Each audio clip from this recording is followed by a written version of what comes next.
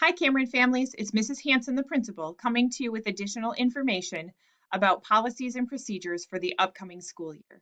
So this video is all about the district's procedures related to masks and Cameron students.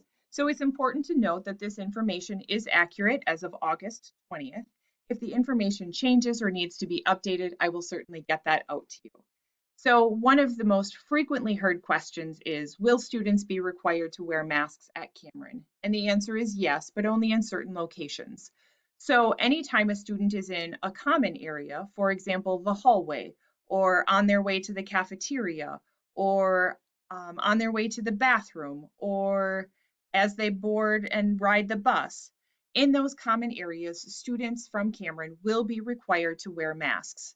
Anytime the student is in their classroom and maintains the cohort or the group, they will not be required to wear masks in the classroom. So again, common areas, masks are required. In the classroom, masks are not required. If you, as a family, decide that your child should wear a mask all of the time, and that's the direction that you give your student, we will certainly honor that. However, it is not going to be a requirement in the classroom that students wear masks, just anytime that they leave that classroom and enter a common area.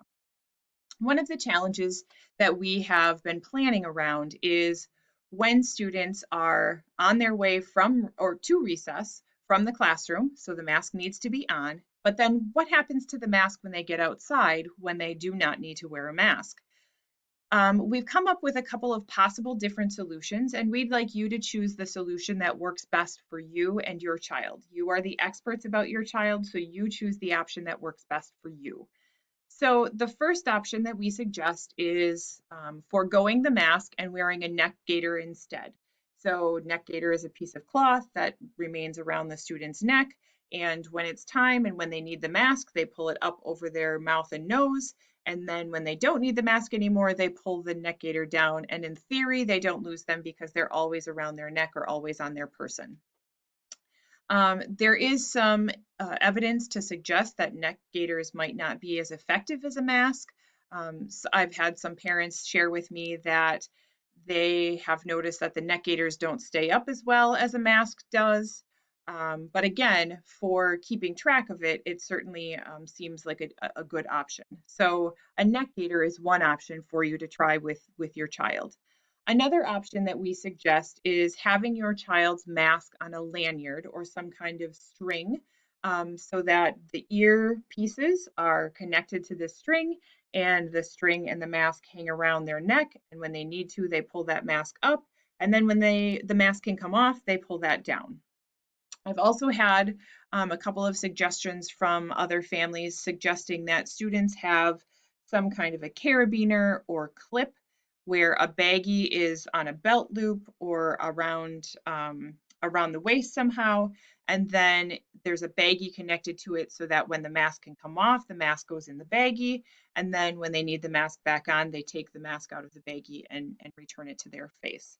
So those are three potential options for you to try with your children. We do encourage families to practice the use of a mask prior to returning to school. Many of you, have maintained social distancing and have decided that you're just going to spend a lot of time outside, and so maybe you haven't had your student or your child wear a mask yet. But we do encourage you to practice that a little bit, and then to also let them know that when they're at school, there are times when they are going to be reminded to put that mask on. So again, any practice that you can give to them at home would be greatly appreciated. So just to summarize the information from this video, masks will be required for Cameron students anytime that they are in a common area. So hallway, bathroom, bus. Masks are not going to be required in the classroom. We do encourage you to practice the use of a mask with your child or children, and masks will not need to be worn outside at recess. So we do have a little bit of a challenge there, given the age of our students, that the masks might be set down or lost when they're at recess. So we encourage you to try out one of the options that we've suggested. So either a neck gaiter, a mask on a lanyard, or a mask in a baggie, and the baggie is connected to the pants in some fashion. So if you have any questions about masks or how that will look at Cameron for your student, please reach out to me via email or give us a call and leave me a message at Cameron.